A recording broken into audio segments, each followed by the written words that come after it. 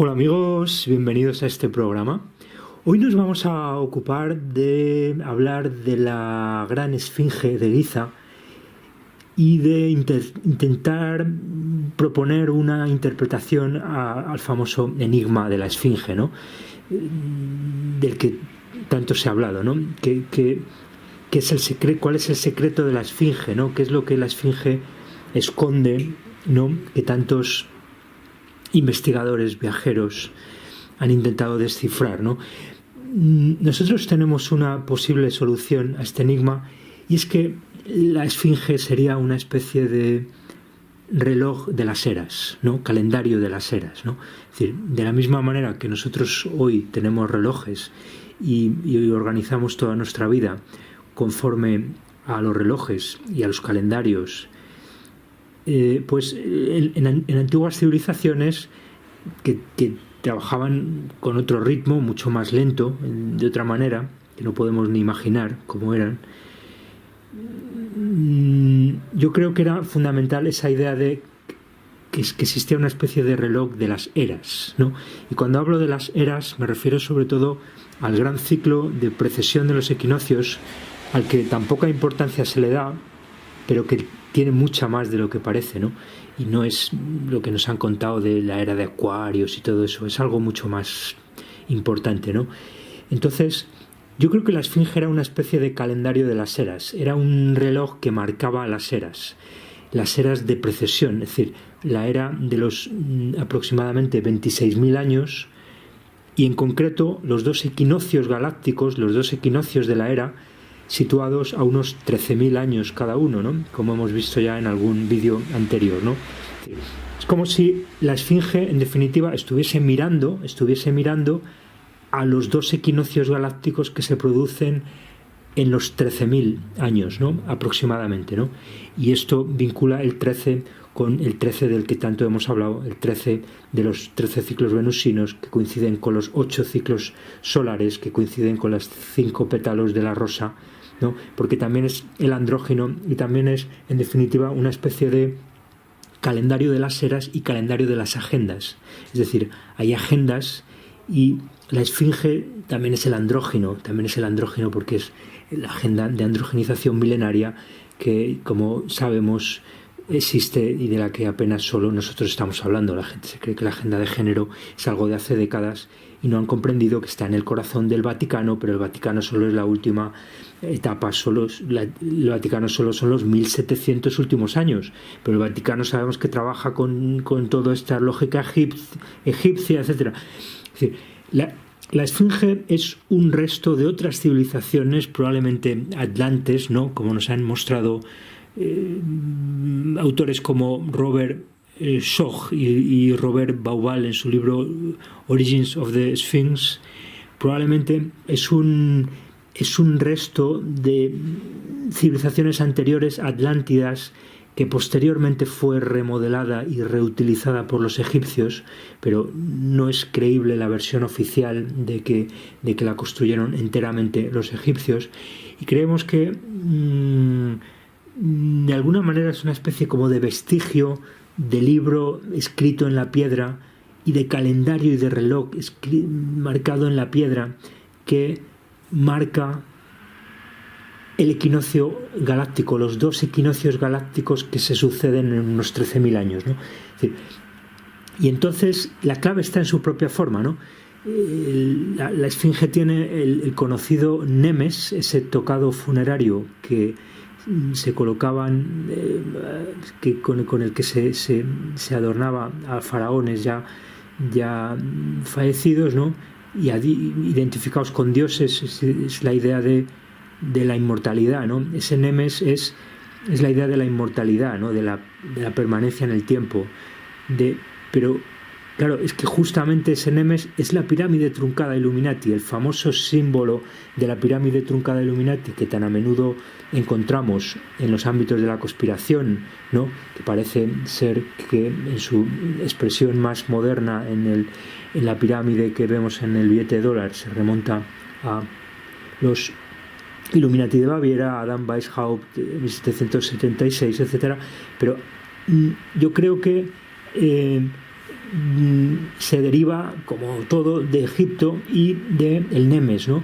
Donde tenemos a este andrógino con sus dos ojos, el ojo solar, el ojo lunar, y el tercer ojo, que es el Uraeos, la serpiente, la cobra, ¿no? Con ese movimiento característico de bamboleo hacia adelante, hacia atrás, donde se queda fija en el suelo, pero está moviendo la cabeza hacia los lados, ¿no? Y por lo tanto nos está hablando del movimiento precesional, ¿no? De la serpiente, esa serpiente que es al mismo tiempo sol. La cobra abre esa capucha que tiene en la cabeza y es al mismo tiempo astro y serpiente, es decir, al mismo tiempo energía etérica serpentina y al mismo tiempo astro manifestado, ¿no? No lo puede expresar nada mejor que esa cobra, y aquí nos está mostrando además cómo ese tercer ojo tiene que ver con esta cobra, pero que está en función de otra cobra, porque si hay una esfinge hay otra esfinge. La esfinge no deja de ser una de dos esfinges, ¿no? Que se están mirando la una a la otra. Claro, esta esfinge lo que pasa es que se mira a sí misma porque es el andrógeno, ¿no? Porque sabemos que el andrógeno se produce a través del gemelamiento, los dos gemelos producen el andrógeno. Esta esfinge se mira a sí misma y por eso solo hay una, aunque en el fondo implica la otra, porque es toda esa lógica de lo no manifestado y de lo manifestado, las gemelaridades, ¿no? Donde hay una gemelaridad del orden de los dos ojos, el ojo solar, el ojo lunar, el ojo de Ra y el ojo de Horus, del que vengo hablando ya desde mi libro En el nombre del falo y del ano y de la matriz transhumana. Pero al otro nivel, a un nivel de la menor manifestación, ese Uraeos también tiene otro Uraeos enfrente.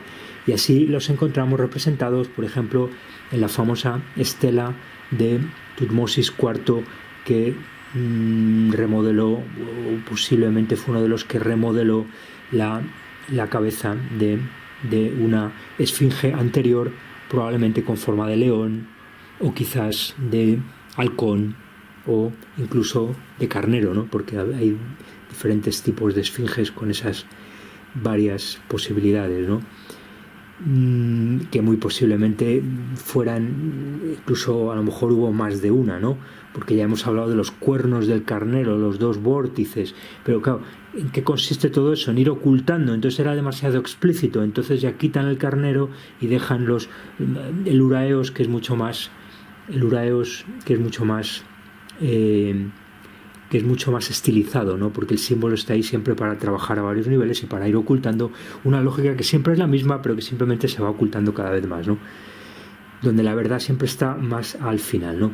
Entonces, este Nemes parece que está apuntando justamente, es decir, con esa inclinación, está apuntando a ese cruce virtual, que no es más que un cálculo virtual que hoy tenemos, digamos, más controlado, pero que en el fondo han ayudado, sobre todo estas civilizaciones, a comprenderlo, ¿no?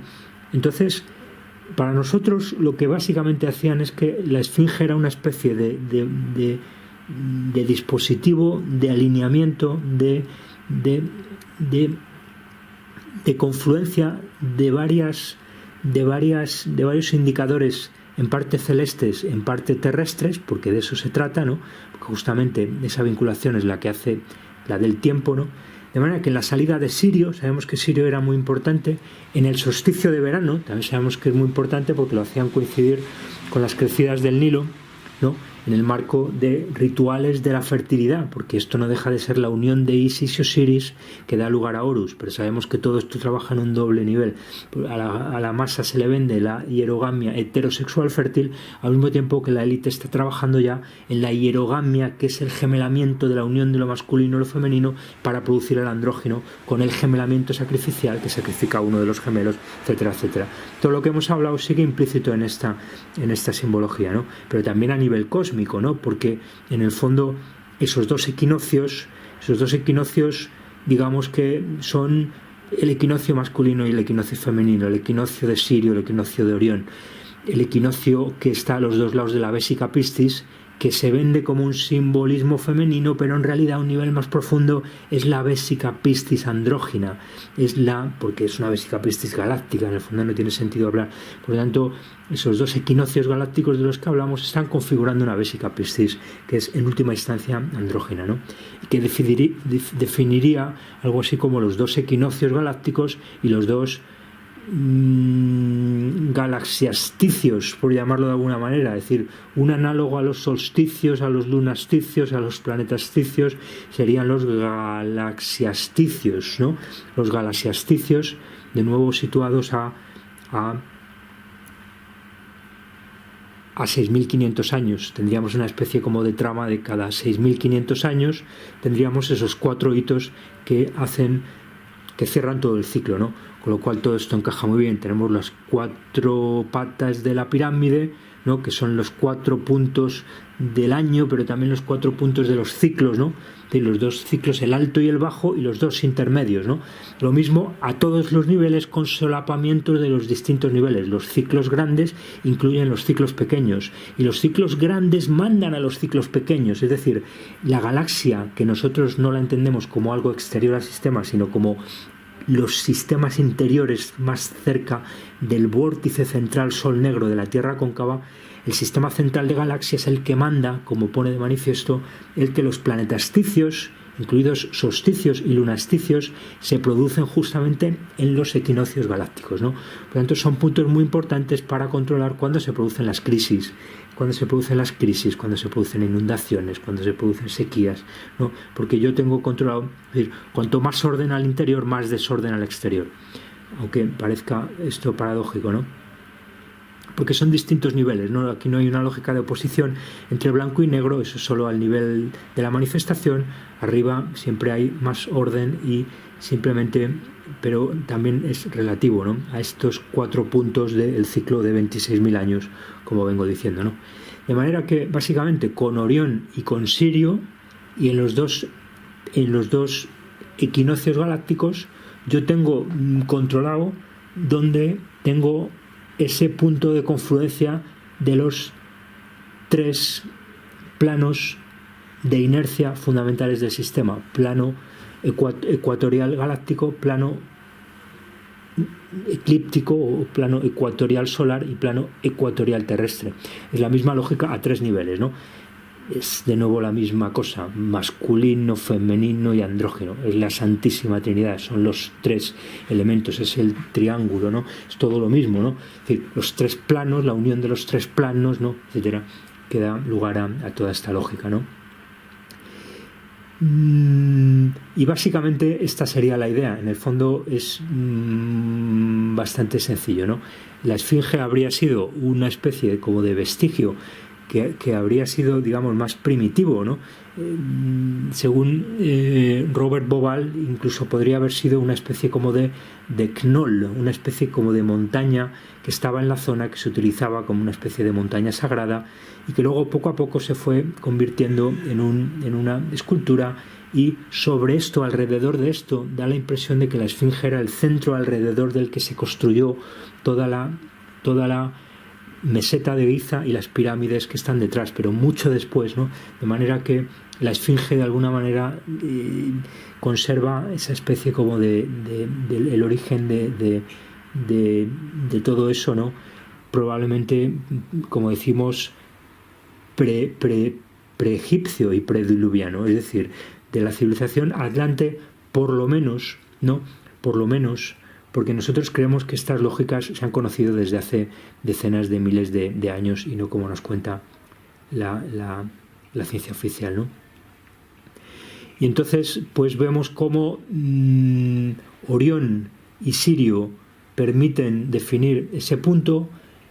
El Nemes ayuda también a trazar esas diagonales. Hay una sensible simetría tanto en un equinoccio como en el otro, es decir, hay una especie como de complementariedad en un equinoccio y en el otro. El punto de intersección se da prácticamente a los 23 grados de declinación respecto al ecuador terrestre, sospechosamente parecido a la inclinación del ecuador terrestre con respecto a la eclíptica, los 23,3.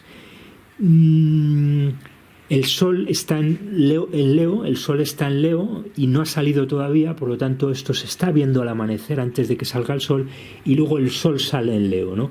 Pasa que, como siempre, esto es un simbolismo y un ritualismo multinivel, eso es clave para entender el simbolismo, y vamos contando desde nuestros libros, ¿no? En el nombre del falo, y se ve, al nivel más superficial todo esto es un simbolismo solar, pero a un nivel más profundo ahí, porque ellos saben que el sol es solo un excremento del sol negro, ¿no? El sol, la bola de excremento que empuja el escarabajo Kepri, ¿no? La bola de excremento que caga la vaca Nut, ¿no? Sabemos que el sol es un excremento, y esto lo sabían muy bien. Por lo tanto, lo que está más detrás del sol, pero se ve menos, es más importante. Lo no manifestado, son más importantes las estrellas. Por lo tanto, después de que todo esto se ha visto, se ha organizado, se controla, y los sacerdotes, que son los que controlaban todo eso, como hoy, por supuesto, son los que siguen controlando todo el tinglao, los sacerdotes, siempre la misma lógica, solo que aparecen más capas, pues una vez que estaba controlado eso, salía el sol y subía y se colocaba sobre la esfinge, ¿no? Emulando precisamente a lo que hace la capucha que se abre de la cobra cuando está en actitud amenazante, ¿no? Y esta sería un poco la lógica, ¿no? Básicamente de lo que sería la esfinge, ¿no? Finalmente, simplemente un indicador de los ciclos galácticos, ¿no? Y este sería, en definitiva, también el simbolismo tan importante del que venimos hablando, del amanecer dorado, ¿no? El Golden Dawn, el amanecer dorado, el sol que surge por encima de la pirámide truncada, Illuminati, que hemos visto tantas veces en tantos símbolos, entre otros en Stanley Kubrick, en otros muchos símbolos. En realidad sabemos que tiene que ver con que hay una agenda donde hay una parte de la pirámide que queda por concluir, que es la parte vacía de la pirámide, que es esa pirámide truncada, ¿no? Que también nos habla de cómo el espíritu, lo más espiritual, lo más sutil de la manifestación, da forma a la materia y a la manifestación. También nos está hablando de eso. También nos habla de cómo la estructura social de jerarquía y de poder, religiosa primero, política después, y el resto de capas que van surgiendo, también opera según esa lógica, desde la agenda, desde el plan, desde la ficción, desde esta comprensión de los ciclos cósmicos, se da forma a toda la realidad, ¿no? Por lo tanto, la era de Horus, hemos hablado de que hay una era de Osiris, una era de Isis, una era de Osiris y una era de Horus. Otra vez tenemos la Trinidad, los tres planos, ¿no? Es decir, pues de la misma manera todo eso está inscrito en unas eras y en unos ciclos de precesión donde se sabe que se van a producir determinadas aceleraciones cósmicas que van a dar lugar a que se puedan, digamos, se abran ventanas de oportunidad, como se dice hoy, pero esto es mucho más profundo, ¿no? Pues las ventanas de oportunidad son estas confluencias de estos planos, de estos tres planos principales cósmicos, ¿no? Que son los tres planos ecuatoriales de tres toroides, dicho claramente. Son tres toroides concéntricos situados al interior de la Tierra cóncava que se bambolean respectivamente, pero están todos ellos moviéndose de manera coherente, ¿no? Donde en realidad todos los periodos de movimiento, de rotación, de revolución, de precesión son variables. Nada en esto es fijo, porque todo esto es un ser vivo, ¿no? Donde finalmente está mirando la esfinge es una especie como de proyección del ser vivo que es el cosmos, pero también de nosotros mismos, ¿no? De la piedra, la construcción de la humanidad, de la construcción de la piedra, la construcción de el simbolismo tan importante en la alquimia, ¿no? La obra, el opus, la piedra, ¿no? Todos esos simbolismos, ¿no? El opus Dei, la obra de Dios, la misma lógica, todo es lo mismo, ¿no? No hay distinciones superficiales que hace tanta gente entre la religión católica o cristiana o la alquimia, ¿no? Todo es la misma lógica, donde en el corazón de todas esas instituciones confluye una misma comprensión profunda de la realidad, que es la que permite finalmente organizar todo esto, ¿no? Por lo tanto, nuevo orden mundial, pirámide Illuminati, consecución de la obra, ¿no? Es todo lo mismo, ¿no? Consecución de la obra, porque sabemos cuándo se va a producir el ciclo de precesión de los equinoccios. Por lo tanto, todo está planificado para que finalmente todo ocurra según tiene que ocurrir, ¿no? Por lo tanto, no existe la libertad, el tiempo es una ilusión, el principio y el fin coinciden, ¿no? Los 9 dioses, los 9 dioses egipcios, ¿no? Son 9 porque es el número 9, el número 9 del que nos habla Marco Rodán. El Ra inicial del que nace todo coincide con el Horus final al que se dirige todo, ¿no? Finalmente se cierra en un círculo y Ra coincide con Horus, ¿no? Y el ciclo se cierra después de 26.000 años, donde en realidad no ha ocurrido nada y todo, es decir, ha ocurrido como tenía que ocurrir, y finalmente, al final de todo, pues todo lo manifestado se vuelve a disolver en la no manifestación y todo ha dado igual, y el tiempo y el espacio y la manifestación pues fueron una simple ilusión, ¿no? Y todo vuelve a la eternidad y a la nada. Así que nada, amigos, muchas gracias por vuestro interés y hasta la próxima.